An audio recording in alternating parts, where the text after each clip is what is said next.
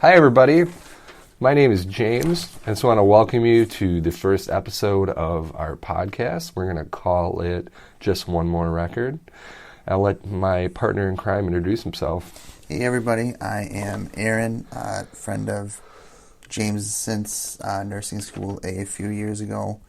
Both of us are kind of just getting into the whole record collecting thing, and we've been diving into the rabbit hole deeper and deeper, and we thought the next step would be let's make a podcast about it. We got the sickness. It's real bad. Absolutely. Much to my wife's chagrin. So, some kind of hopes for this podcast. So if you are somebody who's dabbling around with the idea of getting a turntable or collecting those big funny shaped CDs that are huge and colored black in most instances, maybe this is a place where you can learn some things and, have some fun with it. If you've been a hardcore lifelong collector, you're probably going to be seriously annoyed with us and our ignorance on the matter. But hey, we just want to have some fun with it. It's all about the music for us. All right. So why do people collect records? So that's really kind of a deeply personal thing since it's an art form. So it kind of ranges in wide variety. It is a documented fact that you lose a large cross-section of the sound when music is compressed into MP3s or put on CDs. Sometimes people just really enjoy the artwork that comes along with it. I mean, it's hard not to love that big, giant 12-inch photo that you're staring at. Some people collect because it's trendy and they like to make money. That is not us. Not at all. Not at all. So, Aaron, why do you collect records? Big thing for me, I just really love the music. Some of the artwork I also love, and then seeing the different kinds of vinyl is really cool to me. You've got the picture discs, you've got the colored stuff, the see-through stuff.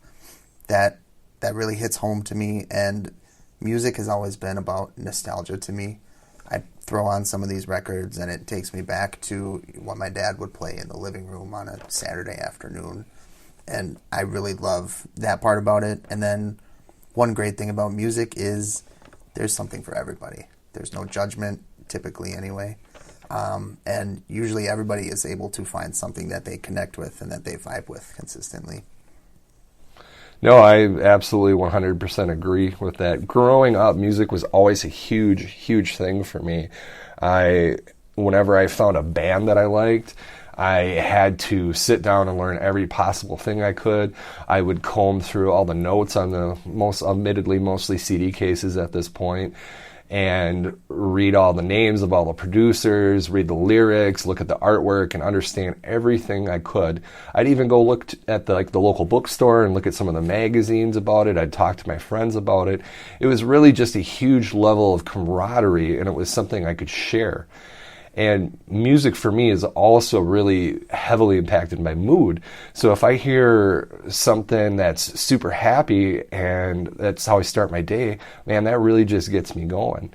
Another side of it too is, in the modern kind of Netflix era, we're kind of used to being able to jump around from song to song, and if we don't like something, we can stop it. With me, I committed to myself when I was going down this trip was, if I put a record on, I'm not going to be moving that needle around. I'm locked in for at least listening to that entire first side. And that made me really appreciate the arrangement of the album and the flow from song to song. And it just kind of made me slow down in this, go, go, go world. Yeah, I like that. I mean, putting on a record is truly a commitment. I don't like to stop it either, and it really immerses you in that experience if you listen to the entire side all the way through. I don't like to skip around too much if I don't have to.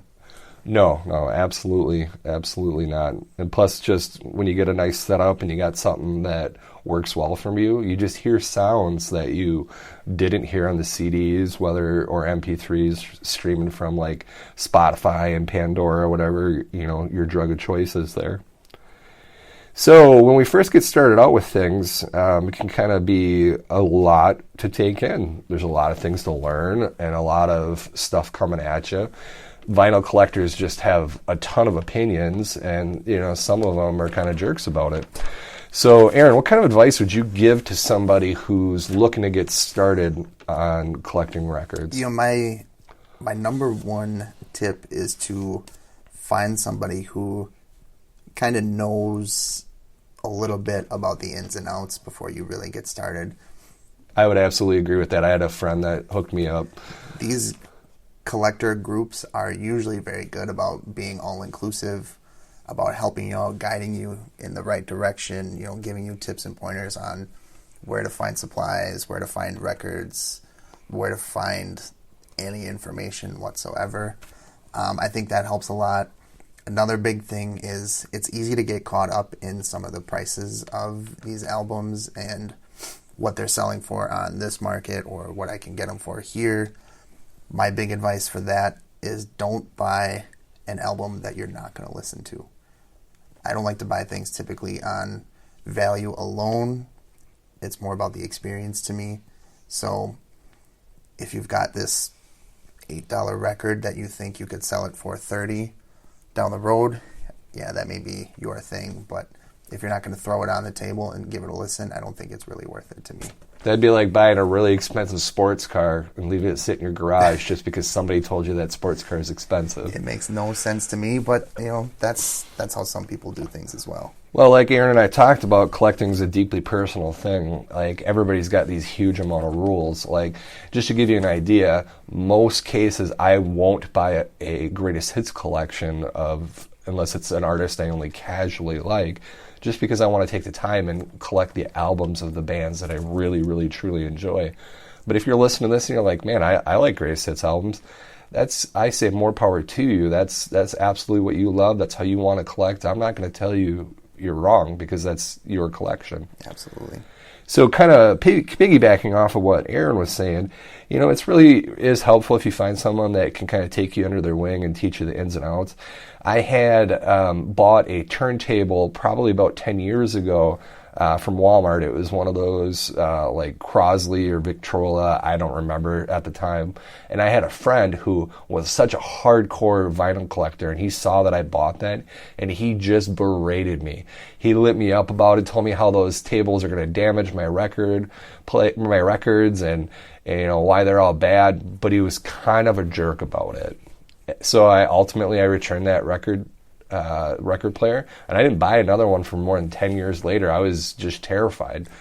So kind of take that as a lesson. So if you are talking to somebody who's a hardcore collector and they're kind of being a jerk to you about it, you're talking to the wrong person. Absolutely. I am in a big watch collecting gig recently too, and kind of going off of that, there are people who have different opinions about this brand versus that brand, and the big thing to remember is try not to get caught up in all that stuff. Everybody's got their own lane, everybody's got their own likes, their dislikes, so just be true to yourself. Don't buy something just because somebody else tells you to buy something. So if you're sitting at Walmart or whatever big box retailer and you're like, man, I only got a little bit of money and I want to start collecting records, and you can only afford to buy a Crosley or Victrola, starter record player, sure, are those going to be nice to your records? Probably not. But pound for pound, I'd rather you be able to start collecting and listening to music. And if that's all you can afford, man, I would never shame you for that. You do what you got to do. You can always upgrade your tables later on. And I'd really recommend, if you're thinking about spending a little bit of money, I use a U-Turn. That's the brand that I use. They got a lot of starter models. I think like the cheapest brand one they got, it's like $150-ish, and they can go all the way up to like $600 depending on how much you want to spend. You can absolutely do that. They also have some really great explanations on their website about answering some questions. Their customer service is top notch. It's a good starter website to kind of like check stuff out if you're looking. I have a U-Turn Orbit Special, and I'm running an Ortofon blue cartridge on it. Got the acrylic platter. I absolutely love it. And I also have a U-Turn table as well. Big difference between mine and James's table is I just have a starter needle for the time being. But like James said, you can always upgrade things later on down the road. I love the acrylic plate, and then I actually got mine custom painted so it's red instead of wood grain, and it looks sharp. Yeah, the other reason I really like this company, I don't remember the exact numbers, but they well over almost 100% of everything that's on this table was manufactured in the U.S. There was a couple random little parts that they said they couldn't get. You know, it's from a U.S. tree. I mean, the whole deal. It's manufactured and put together here in the United States. So just a good, solid American company with good quality. It's a very well-made table as well, and they sell all the replacement parts, extra parts for upgrading. They take care of you. They also have another good brand that a lot of people use is the Audio Tunica. I don't have much experience with that, but I have another friend who swears by them, says they're just absolutely wonderful. So you guys got to do some research. We're not going to get into, table selection today just because that's a huge rabbit hole. Just tons of different stuff you can get in. So going back to the advice I would give you, just do your research, hop online, talk to people, ask questions. If someone's being a jerk to you about, your questions, again, you're talking to the wrong person about it. Make your collection your own. Don't buy stuff that you're not ever going to listen to. Don't overpay. Do your research on stuff. I mean, vinyl's meant to be played. If you're sitting here going, man, this record's a first press and it's worth $150, and I want to buy it, I'm going to put it on my shelf. That's not how I choose to collect. I personally think that that's wrong. But if that's what you want to do, that's what you do. Otherwise, you can go hit up Walmart and buy the repress of it for probably like $20. The other big thing is Discogs is a great site and app to use to keep track of your collection, keep track of different releases, different artists, and it tracks fair market value essentially for your collection and high and low end. So it is a good tool to keep an eye on, and we both use it. And I got turned on to it from James, and I love using it. Yeah, you can buy off of it as well for like eBay. There's a lot of like independent businesses that will sell on there. Sometimes the prices are ridiculous. It's all over the world. You can order from different countries and so on. They have ratings for who is a good seller. It's not always the most user friendly. There are some technical issues there, but it's a huge resource. There's an app for both Android and iOS, and then you can log onto the website as well. So solid app. That's another good thing for you to check out. And I've noticed that a lot of these groups that we're in on Facebook and different groups around the country are all using it if they hold an auction or a sale as their base for some of these prices too. Right. And Aaron and I do belong to a couple different groups. We'll give a big shout out to probably one of our absolute favorite ones. It's Second Chance Records on Facebook. A really wonderful man by the name of Armando runs it, does live auctions, donates a lot of his money to charity, helps out like domestic abuse survivors in the Portland, Oregon area, and also donates money to like some kids cancer groups and stuff like that. Solid dude. He's a no gouge group, so he won't let you overpay. And if you do overpay for some reason, he'll throw in a lot of extra records for like freebies. Solid dude. Every Sunday night they hold a live auction on Facebook if you want to check them out. Just last night they ran an auction and they donated 30% of all the profits. So very, very great guy. Runs the record store right out of his house. He and his wife do most of the hard work. Yep, there are other sellers in the group that are great as well. I'm just incredibly partial to Armando. He's a very personable guy, that's for sure. Yeah, friends with him on Facebook, the whole deal. He's a good man with a good mission. Yeah, absolutely. All right, so we're kind of getting close to wrapping stuff up here on our inaugural episode. So we're going to kind of do some fun thing here. So Aaron, you're on a desert island.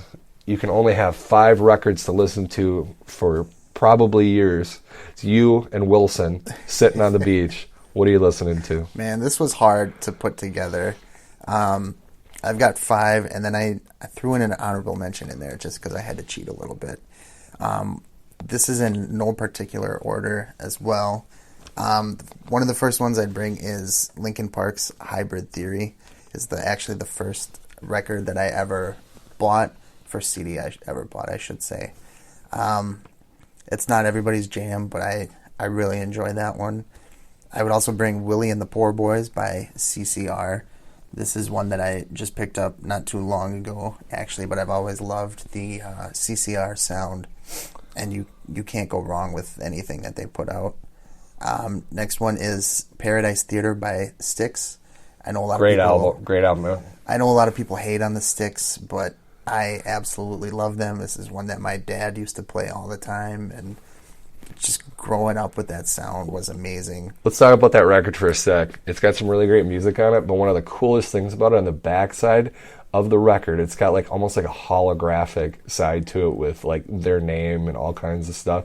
And just thinking about, I think it was the late 70s, early 80s when that album came. 76 or 78, I think. Yeah, just the fact that they did something like that back then, that is cool. Super creative, and it looks amazing. The copy I have actually belonged to my dad, so it was an original, and it still looks amazing even now and plays very well. And then I'm going to switch it up a little bit here. I've got two hip-hop albums that I'm going to bring. One is The Search by NF. He is a quote-unquote Christian rapper, but he sounds very much like a modern rapper. A lot of people actually compare him to Eminem just because he's from the Detroit area as well.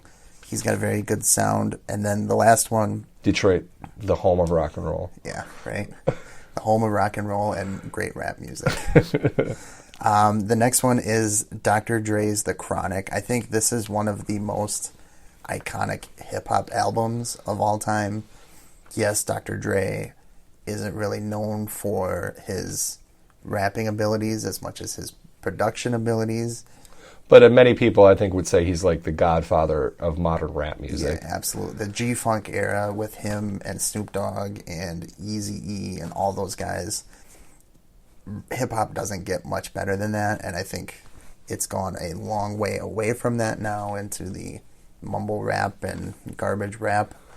So for me, that is... I'll take your word on that. I don't know a ton about, rap, but... I would like to say you should check some out now, but I don't know if it's really worth it. The majority of the rap that I listen to is, 90s and early 2000s. You know me, I'm stuck in a Beastie Boys hole. That's about all the further I go with rap. The Beastie Boys are great. Anything that I can actually understand the lyrics, I will go for. And then my honorable mention is AC/DC's Back in Black. I think that's a great album from start to finish. The pressing that I have is actually on purple vinyl. And yeah, it clashes with my red turntable a little bit, but it looks super sharp. But the tunes are so good.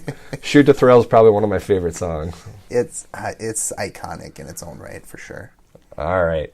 So we'll go over to my top 5. Much like Aaron, I'm going to give these to you in no particular order. It'd be like a parent trying to pick out their favorite child. Oh, God. So Dan Auerbach of the Black Keys, another phenomenal producer. If you ever get a chance, check out his record label, Easy Eye Sound. Great music. I literally have never heard something bad on there. He's got a Fresh Cuts playlist on Spotify, if you do Spotify. However, he's got, I believe it was his second album, Waiting on the Sun. Love that album. I could sit down and listen to it the whole way through. I actually own more than one copy of it because I love it that much. Black Keys are always great, too, if you ever want to kind of hear that kind of swampy, kind of distorted rock music. At least that's what it sounds like to me. Yola, she is also on Dan's label presently. She had an album called Walk Through the Fire, won a bunch of awards. Eventually she would do a cover of Goodbye Yellow Brick Road, the Elton John song. That was so wonderful that Elton even commented on it on Twitter. I don't believe they released a vinyl version of that song, but if they do, I will buy it immediately. That's kind of amazing if you got Elton John himself tweeting about it. Right. So Yola, I would kind of label her as kind of a soul country kind of girl. My wife even loves listening to that. She knows all the words to the songs, and never a bad album. Solid all the way through. Going back to my younger days, my prime time, as it were, the 90s, Oasis. A lot of people love or hate Oasis. For me, the album What's the Story, More Than Glory, I literally played that CD so much, I wore it out. Wonderwall, Champagne Supernova. I think everybody had that CD back in the day. Yeah. Some people call them Beatles wannabes, but I love them. Another one, Mark Bolan. So he was in a really great band called T-Rex. Kind of, I'm not positive he was a precursor to David Bowie, because they're kind of around, they occupied space around the same time. T-Rex had this great album called Electric Warrior. I believe Bang a Gong was on it. Wonderful song, or wonderful album. Just one of the absolute best rock albums in my opinion. Then I would probably go to the Weezer The Green Album. Now, a lot of people say Pinkerton's probably Weezer's best album, and I love Pinkerton, so I don't want to get any hate from that. Or they say the Blue Album, love that album. Just the Green Album has such fond memories to me. It's just a deeply, deeply personal album. It's going back to that nostalgia feeling. Oh, hands down. Hands down. I have huge, huge nostalgia for that. Yeah. All right, for our final segment, we're going to do, Aaron and I are just going to kind of review what some of our recent purchases were. I just want to make one point there real quick. Just by the two of us going through our top 5, you can see that we have vastly different musical tastes to a certain extent, and we both enjoy doing this as something, the two of us. So it just shows you how all-inclusive this hobby really can be. Absolutely. Absolutely. So if you want to check me out on Discogs, I'm going to share my personal information here. My username is James Dorn Jr., so you can browse through my collection. I do have it set to be shared. Again, no shaming, collecting's personal. We don't want any hate after this. No hate after this. So I bought a couple records recently. I'll kind of go over a couple of my favorites. I recently bought the Beatles White Album on vinyl. Oh, by the way, if my wife is listening to this, why don't you go ahead and cover your earmuffs? We have a do not ask, don't tell kind of policy with my record collection. There is a reason there's a garbage can right outside the door of the record store. Yeah, toss that receipt out before your significant other finds it. I recently also got a copy of Kenny Rogers, The Gambler, just kind of an iconic album from a time long, long ago. Great album. From that Second Chance record collecting group, I did pick up 2 really great albums. I got the White Stripes self-titled album, kind of some more of that swampy kind of rock, blues-infused music. Great album. I also been on a bit of an Al Green kick in the entire time that I've been collecting records. I was able to pick up from Armando, again, a copy of Al Green Gets Next to You. That is amazing. One of my cool fillers that I got with him is this country singer that I had never, ever heard of named Johnny Rodriguez. And I got a copy of his album Just For You thrown in, and it's just kind of a 70s country album. You want to talk about iconic album covers? I don't think anything says 70s country more than that album cover. Yeah, it's got like a love note on it, and it's wonderful. So Google it, Johnny Rodriguez, just for you. So Aaron, what did you get recently? So from the last auction that I bid on, I won 2 albums. One is Wiz Khalifa, Rolling Papers, and Dr. Dre's 2001, The Chronic Part 2. Essentially, Rolling Papers was a huge album back when I was in high school, and it was played by everybody back then. So that was one that I really wanted to pick up. I also bought, and this one hurt the pocketbook a little bit, but a Linkin Park box set for the 20th anniversary of Hybrid Theory's release. It's a 4 LP box set, and it looks very sharp, and I'm very excited to play that. As a classic album, I had that CD, and I think that's another one of those ones I kind of wore out. It was just so different at the time than what anybody else was putting out with the multiple singers. Mm-hmm. It was kind of on the tail end of the rap rock craze. Yeah, it was. And I mean, people still listen to it this day, which I think it speaks a lot to what Linkin Park was able to do, and they truly changed the game back then. R.I.P. Chester. Yeah, right. And then we recently did a trip to the Antique Mall. I think that was 2 weeks ago now.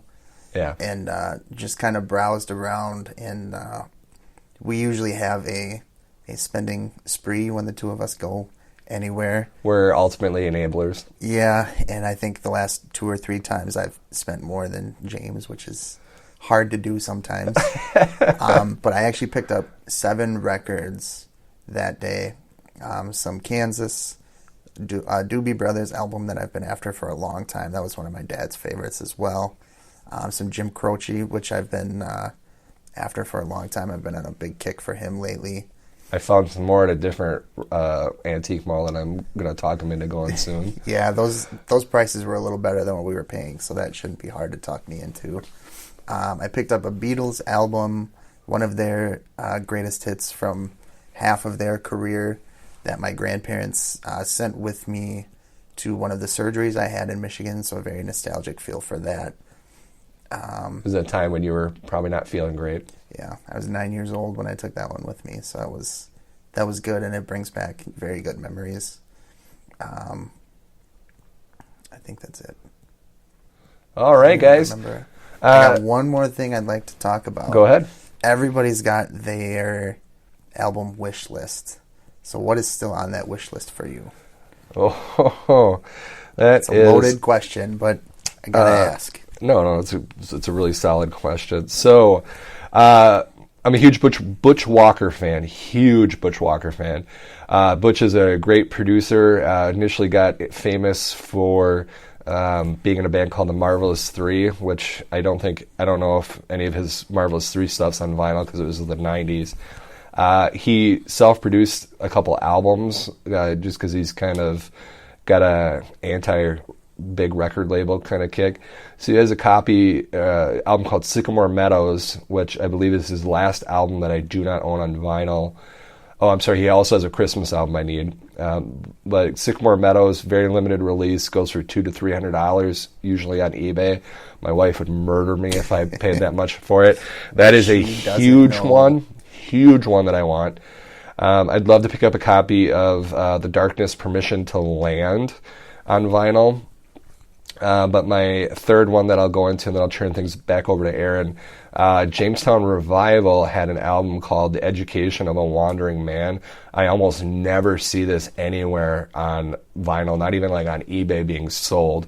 I'm looking at Discogs right now, and I want to say like the last time this was sold was August 25th of 2019, and I think that's probably the last time I saw one, and right before that there wasn't another one. So I'd love to get a copy of Butch and Jamestown Revival. Those are all good picks. What are you looking for, man? For me, I've got a few. The Grand Illusion by the Styx is one that I've been after. I just got that. Yeah, I'm a little salty about that one. It's a great album to me, and it's one of the few Styx records that I don't own so far, so I would love to get that one. I would love to get Go West's Indian Summer. It's got King of Wishful Thinking on it, and it's a good tune. I'm a big Jake and Tanner fan on the radio, and they like to play that song a lot, so I would love to get that. The only issue with that is I've only found 2 copies for sale, both coming from Greece, and they want like 120 euros for it, which is just way too much for me to spend on a record at this point. Well, I guess Greece's economy was in the toilet, so I don't know what the exchange rate was.